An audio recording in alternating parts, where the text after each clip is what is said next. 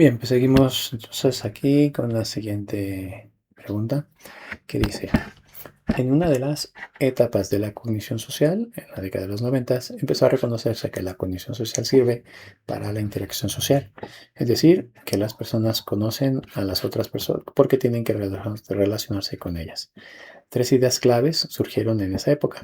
Una de ellas es: primera opción, los individuos fueron vistos como actores activados, es decir, como personas dotadas de motivos sociales.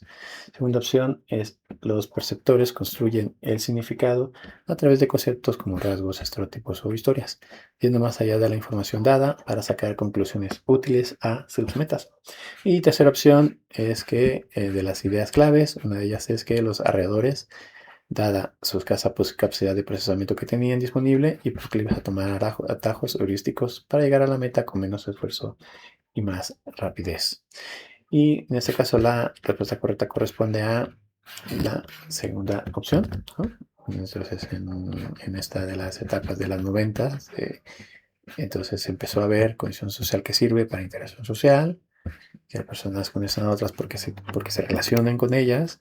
Y entonces una idea clave fue que los perceptores construyen el significado a través de conceptos como rasgos, estereotipos o historias, yendo más allá de la información dada para sacar conclusiones útiles a sus metas. Y si vemos lo que está escrito en el manual,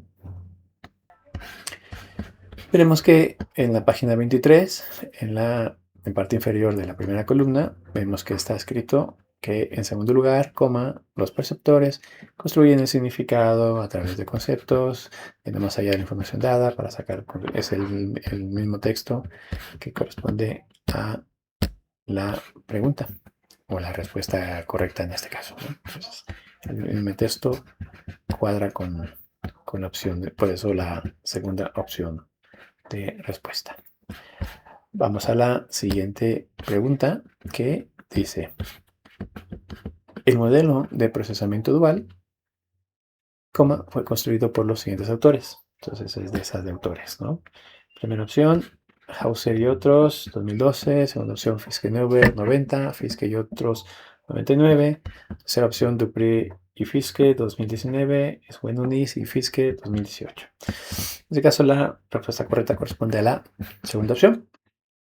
En este caso, fue tanto Fiske y Neuber en el 90 como Fiske y otros en el 99, que fueron los autores que construyeron el modelo de procesamiento dual.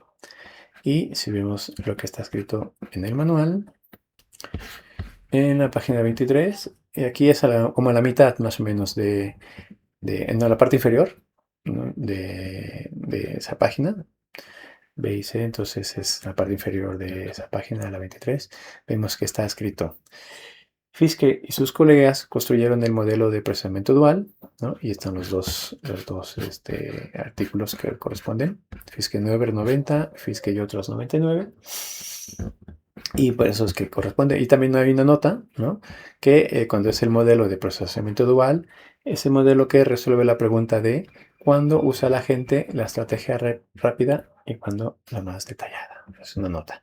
Vale, pues entonces cuando vemos lo que está escrito en el manual, pues veremos que eso corresponde con lo que está escrito aquí, ¿no? Estos dos a la segunda opción de respuesta, que es la que corresponde al modelo de procesamiento dual.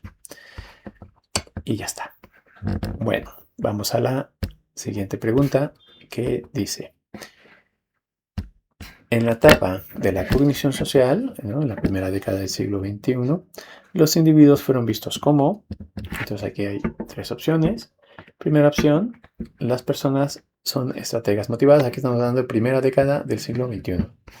Como estrategas motivados, a veces son tacaños cognitivos, pero a veces son pensadores más profundos, dependiendo de su capacidad para comprender a otras personas. Segunda opción, las personas, cuando perciben a otras, usan aquellas estrategias que les resulten suficientemente buenas para alcanzar sus metas cotidianas. Y la tercera opción, que los individuos fueron vistos en esta primera década del siglo XXI como actores motivados, es decir, como personas dotadas de motivos sociales. El actor activado pone de relieve el papel del entorno social a la hora de provocar objetivos y dar formas a las respuestas. Entonces, aquí en este caso la opción correcta es la tercera, ¿no? En esta etapa, en la etapa durante la primera década del siglo XXI, los individuos fueron vistos como actores activados, ¿no? Eran personas dotadas de motivos sociales y el actor motivado pone en relieve el papel del entorno social a la hora de provocar objetivos y dar respuestas. Entonces, si vemos lo que está escrito en el manual, veremos que en la página 23, en la parte inferior, ¿no? CDE, entonces en la parte inferior de la página 23, dice, en la siguiente etapa de la cognición social, la primera década del siglo XXI, los individuos fueron vistos como actores activados, es decir, como personas dotadas de motivos sociales. Entonces, y por ello es que, si vemos la pregunta, pues lo que está escrito en el manual corresponde con la tercera opción de respuesta. Vamos a la siguiente pregunta, que dice, en la cognición social, ya en la etapa de los actores activados, han mostrado, primera opción, que la cognición es suficiente para predecir el comportamiento. Segunda opción, que el afecto y la cognición conjuntamente predicen el comportamiento mejor que si se usa solo la cognición. Barscorsby y Baron, 2022. Y tercera opción, que el afecto y la cognición por separado predicen el comportamiento mejor que si se usa solo la cognición. En ese caso, la respuesta correcta corresponde a la segunda opción, ¿no? Cuando estamos en la etapa de actores activados, se ha mostrado respecto a la cognición social que el afecto y la cognición conjuntamente predicen el comportamiento mejor que si se usa solo la cognición. Y si vemos lo que está escrito en el manual, tenemos en la página 24, en la parte inferior de la primera columna, vemos que dice que el afecto y la cognición conjuntamente predicen el comportamiento mejor que si se usa solo la cognición. O sea, está lo que está escrito en la pregunta. Por lo tanto, es que la respuesta correcta corresponde a la segunda opción. Muy bien. Pues vamos a la siguiente pregunta, que dice, la experimentación, opción a elegir, es el método preferido por los psicólogos sociales y por los científicos en general. Entonces dan las tres opciones. Primera opción, la experimentación, que es sistemática. Segunda opción, la experimentación, que es no experimental. Y la tercera opción, la experimentación experimental. Entonces, en este caso, la respuesta correcta correspondería a la primera opción, que es la experimentación sistemática. Ese es el método preferido por psicólogos sociales y por científicos en general. Las otras dos, pues bueno, ya viéndolo aquí, el no experimental y experimental, pues mira, experimentación experimental, pero bueno, sirve para repasar esto, ¿no? Que si vemos lo que dice el manual, en la página 27, en la parte inferior de la primera columna, dice, la experimentación sistemática es el método preferido por los psicólogos sociales y por los científicos en general. O sea, es lo que está escrito en la pregunta. Que por ello es que es la primera opción, la respuesta correcta. Vamos a la siguiente pregunta, que dice, podríamos decir que hay tres enfoques principales para orientar la investigación en psicología social. Primera opción de los tres enfoques, hay enfoque experimental, correlacional y psicodinámico. Esa es la primera opción. Segunda opción, que el enfoque hay experimental, correlacional y observacional. Y la tercera opción, que hay enfoque no experimental, enfoque transmediacional y enfoque observacional.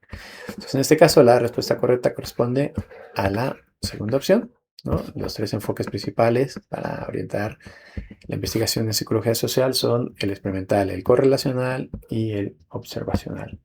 Y si vemos lo que está escrito en el manual, en la página 28, en la parte inferior de la primera columna, veremos que dice, recapitulando, podríamos decir que hay tres enfoques principales para orientar la investigación en psicología social: el enfoque experimental, el enfoque correlacional y el enfoque observacional. O sea que eso es lo que está escrito en las opciones de respuesta y es por ello que la correcta es la segunda opción. Bueno, entonces, igual a veces un poco por descarte y eso. Son de esas que hay que tirar de memoria. Y bueno, pues es lo que hay. Algunas son así. Vamos a la siguiente pregunta, que dice, el pluralismo metodológico Dos puntos. Y primera opción. Ayuda a igualar la posibilidad de que el resultado encontrado sea un efecto de un método particular. Segunda opción, ayuda a reducir, o sea, es lo mismo, pero ahora en vez de igualar es reducir la posibilidad de que el resultado sea un efecto de un método particular. Y tercera opción es ayuda a el pluralismo metodológico. Ayuda a aumentar la posibilidad de que el resultado encontrado sea un efecto de un método particular. Entonces, si en este caso la respuesta correcta es la segunda opción, ¿no? El pluralismo metodológico ayuda a reducir la posibilidad de que el resultado encontrado sea un efecto de un método particular. Y si vemos lo que dice, lo que está escrito en el manual, veremos que en la página 28, en la parte superior de la segunda columna, dice, el pluralismo metodológico ayuda a reducir la posibilidad de que el resultado encontrado sea un efecto de un método particular. Por ello, entonces, es pues lo que está escrito en la pregunta, que pues es la segunda opción, la respuesta correcta. Vamos a la siguiente pregunta, que dice, el enfoque correlacional en la psicología social, dos puntos, primera opción, no se puede utilizar para hacer inferencias sobre relaciones causales entre variables. Segunda opción, permite extraer conclusiones sobre relaciones causales entre variables. Tercera opción, no evalúa las relaciones entre variables. En este caso, la respuesta correcta corresponde a la primera opción. Entonces, cuando se habla de enfoque correlacional en psicología social, se está hablando de que no se puede utilizar este enfoque, el correlacional, para hacer inferencias sobre relaciones causales entre las variables. Y si vemos lo que está escrito en el manual, vemos que en la página 28, en la parte inferior de la segunda columna, está escrito, cuando se habla de enfoque correlacional, dice, no se puede utilizar para hacer interferencias sobre las relaciones causales entre variables. Por ello, entonces, que corresponde, por ello, la respuesta correcta corresponde a la primera opción, ¿no? Entonces, y luego las otras también ya tienen que ver con los otros enfoques, ¿no? El enfoque es experimental, ¿no? Y observacional. Bueno, siguiente pregunta. Dice, la variación de la variable dependiente, primera opción, es independiente del control del participante. Segunda opción, depende de la variación en la variable independiente y es el foco de atención del experimentador. Y tercera opción es cualquier evento observable que causa que la persona haga algo. Entonces, en este caso, la respuesta correcta es la segunda opción. Entonces, cuando se habla de la variación de la variable dependiente, depende de la variación en la variable independiente y es el foco de atención del experimentador. Luego, por lo menos en mi caso, a veces me confundía un poquillo.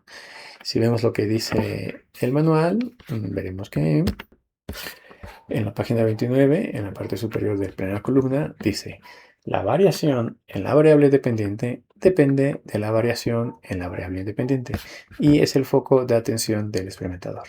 Entonces, la variable independiente es independiente del control del participante. Entonces, y por ello es que también una de las respuestas por descarte no podría ser y la que correspondería entonces a esta pregunta es la segunda opción. Entonces, esto entre aquí uno de los problemas es de la variación de la variable, entonces cuando varía, cuando no varía, no, entonces eso es en la variable dependiente y la independiente.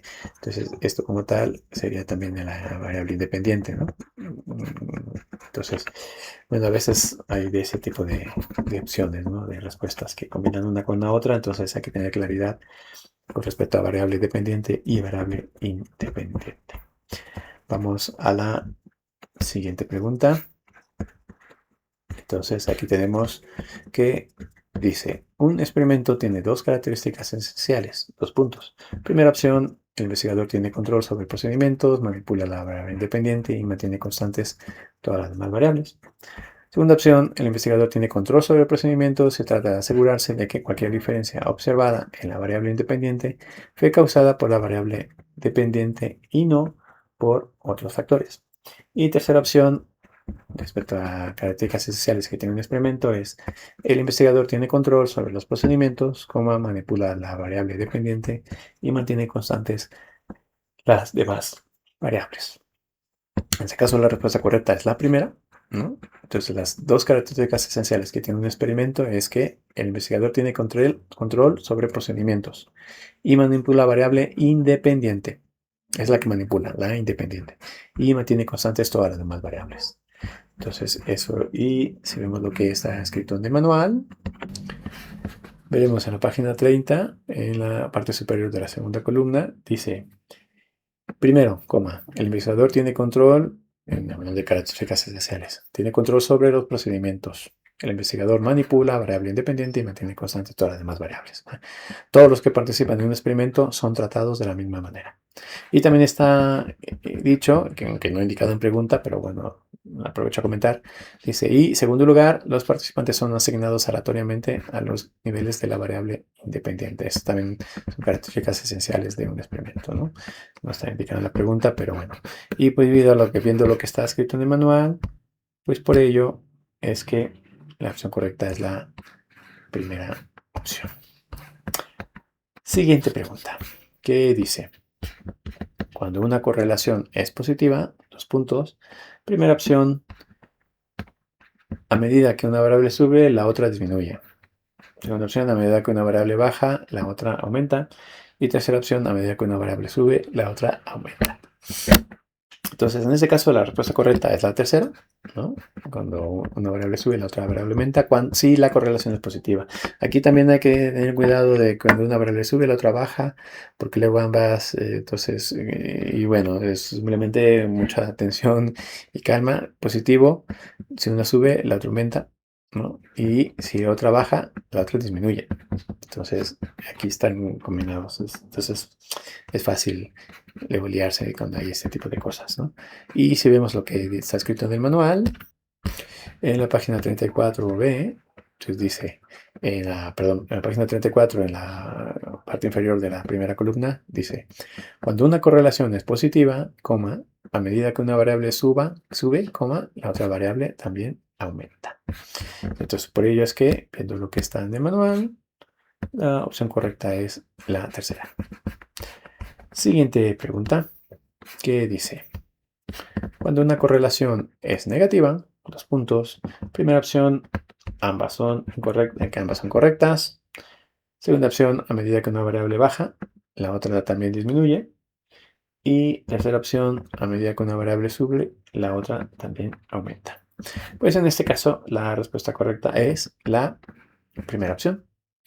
Ninguna de estas es correcta cuando hablan acerca de correlación negativa. Entonces, si vemos lo que está escrito en el manual, en la página 34, en la parte inferior de la primera columna, nos dice: cuando una correlación es negativa, a medida que una variable sube, la otra variable disminuye. Entonces, si es negativo, una sube y la otra disminuye, o una disminuye y la otra sube. Entonces, por ello es que, si vemos las opciones que habían, la correcta es la primera. Esta es la primera, porque cuando la correlación es negativa, si una sube, la otra baja, o si una baja, la otra sube, ¿no? Y aquí ambas, baja, disminuye, sube, aumenta. Esto sería una correlación positiva, estas dos. Cualquiera de las dos son correctas para una positiva. Por ello es que ambas son incorrectas. Vamos a la siguiente pregunta, que dice: los psicólogos sociales a menudo adoptan una técnica de investigación alternativa conocida como... Entonces, y esto es de Myers y Twenge, 2022. Primera opción, conocida como enfoque correlacional. Segunda opción, como enfoque mediacional. Tercera opción, como enfoque cognitivo.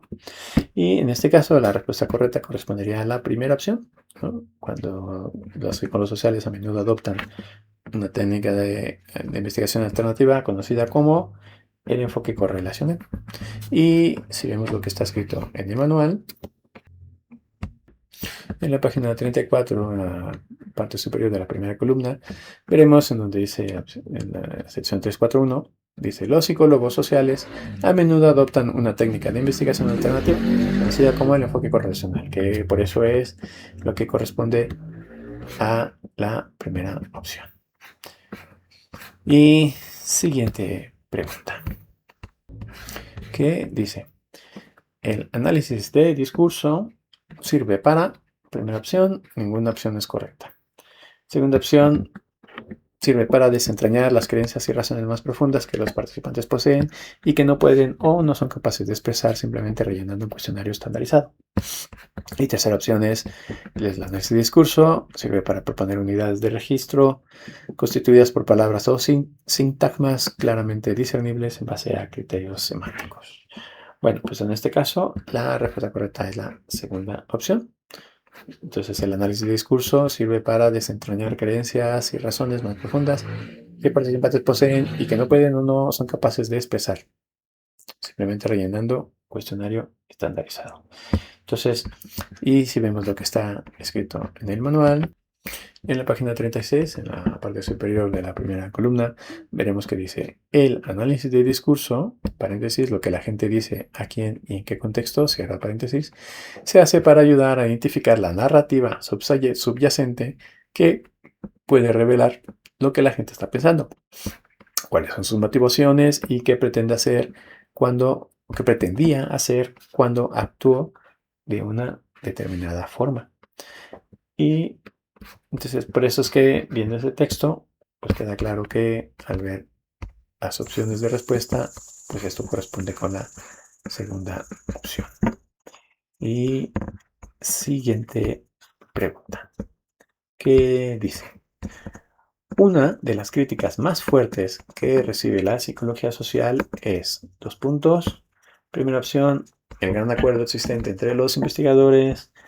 Segunda opción, se le acusa de disponer de estudios empíricos que apoyan una afirmación y a la vez de encontrar otros hallazgos que apoyan la afirmación contraria. Y tercera opción es presumir de una, se le acusa de presumir de una alta valoración científica. Presumir de una alta valoración científica. La respuesta correcta en este caso es la segunda, ¿no? Una de las críticas más fuertes que recibe la psicología social es precisamente que hay estudios empíricos, entonces donde hay algunos que apoyan una afirmación y luego hay otros donde se apoya exactamente la afirmación contraria. Entonces, si vemos que lo que está escrito en el manual, en la página 37, en la parte inferior de la primera columna, entonces veremos que cuando habla acerca de críticas más fuertes, dice a la psicología social, entonces en este caso se lee, y dice, acusa de disponer de estudios empíricos que apoyan una afirmación a la vez de encontrar otros hallazgos que apoyan la afirmación contraria. Está lo que está escrito en las opciones de respuestas, por ello es que la segunda opción es la correcta. Vamos a la siguiente pregunta, que dice, entre las características del metaanálisis se puede mencionar dos puntos. Primera opción, todas las opciones. Segunda opción, se puede aplicar solo a estudios que hayan producido resultados cualitativos. Y tercera opción, procura integrar los resultados de la investigación primaria. Entonces, en ese caso, la respuesta correcta es la tercera, ¿no? Dentro de las características del metaanálisis está que procura integrar resultados de la investigación primaria. Si vemos lo que está escrito en el manual, en la página 38, en la parte superior de la primera columna, dice, el metaanálisis procura integrar los resultados de la investigación empírica, que en este contexto llamamos investigación primaria, ya que entendemos que el metaanálisis es la secundaria o investigación de investigaciones. Se puede aplicar solo a estudios que hayan producido resultados cuantitativos.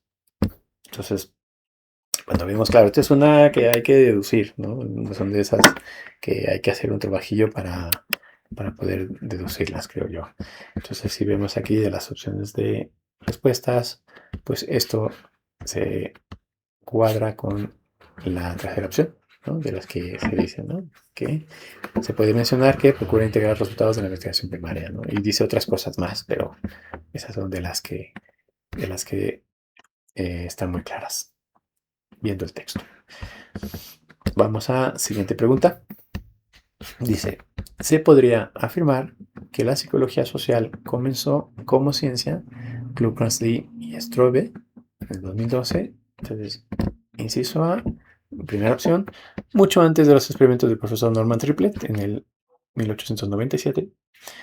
Segunda opción, se comenzó como ciencia desde el experimento llevado a cabo por el ingeniero agrónomo francés Max Ringelmann, que vivió del 61 al 31. Y tercera opción es que se comenzó como ciencia cuando los científicos comenzaron a evaluar sistemáticamente y formalmente los pensamientos, sentimientos y comportamientos de los seres humanos. Entonces, en este caso, la respuesta corresponde a la tercera opción, ¿no? La psicología social comenzó como ciencia, según Kurkandí y Strobe 2012, cuando los científicos comenzaron a evaluar sistemática y formalmente los pensamientos, sentimientos y comportamientos de los seres humanos.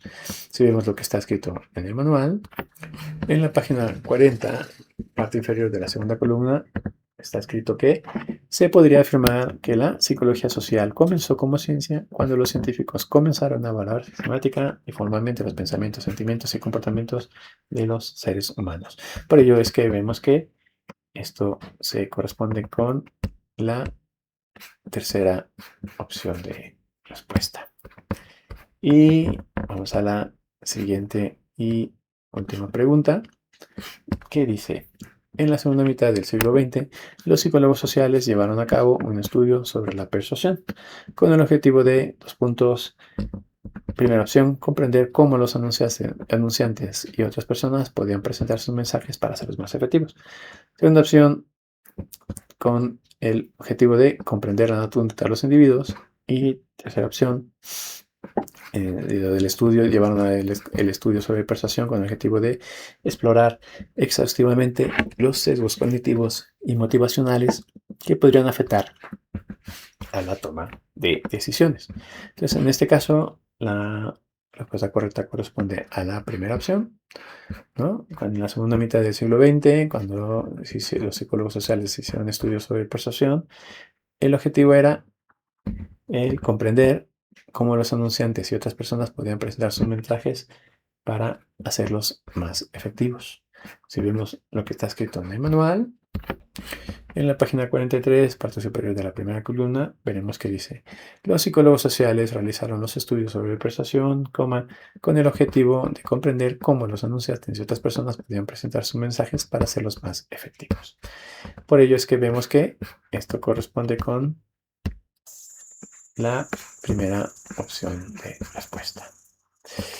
Bien, y con esto ya finalizamos lo que es este capítulo. Y simplemente aprovecho para recordar que hacerle like si consideras que esto ha sido de utilidad, pues hacerle like, compartirlo con las personas que puedan serle de utilidad, y también inscribirse, que son cosas también que sirven para hacer más visible estas preguntas y así ayudar a más personas en sus estudios en la UNED. Muchas gracias.